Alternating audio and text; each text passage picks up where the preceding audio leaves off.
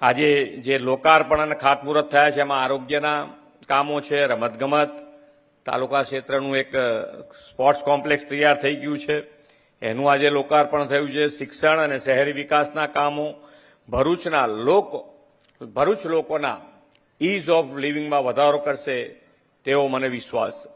વડાપ્રધાન શ્રી નરેન્દ્રભાઈની વિઝનરી લીડરશીપમાં ગુજરાતમાં વિકાસની ગતિ બમણી થઈ છે.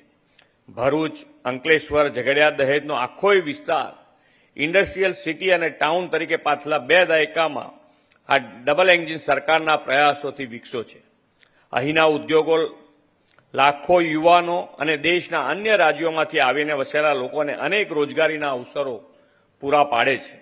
ભરૂચ જિલ્લો આજે દેશના કેમિકલ કેપિટલ તરીકે ખ્યાતિ પામ્યો છે.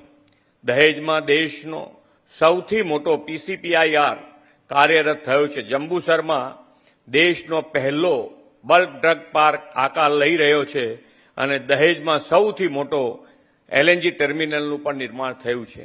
આ જંબુસરનો અત્યારે જ અમે બલ્ક ડ્રગ પાર્ક જઈને આવ્યા છીએ અને એ અત્યારે જે પ્રમાણેનું કામ થઈ રહ્યું છે, મને લાગે છે ત્યાં સુધી ટાઈમસર આ લગભગ 2026માં 3-4 મહિનામાં એ કમ્પ્લીટ થઈ જાય એવું લાગે છે અને એ કમ્પ્લીટ થઈ જશે એટલે આ ફરીથી આ ડેવલપમેન્ટમાં ખૂબ મોટો ફાળો આ બલ્ક ડ્રગ પાર્કનો પણ હશે.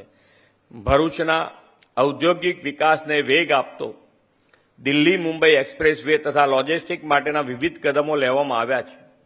ભરૂચ અને અંકલેશ્વરને સંકલિત વિકાસ ટ્વિન સિટી મોડેલ પર થઈ રહ્યો છે.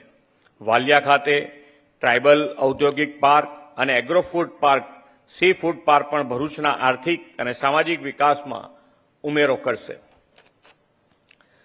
આદરણીય શ્રી નરેન્દ્રભાઈના નેતૃત્વ અને માર્ગદર્શનમાં અંકલેશ્વરમાં વિકાસ કાર્યોનું લોકાર્પણ અને ખાતમુહૂર્ત કરવામાં આવ્યું. સીએમ સંબોધન કરી રહ્યા છે. સીએમ ભરૂચ જિલ્લાની મુલાકાતે પહોંચ્યા છે.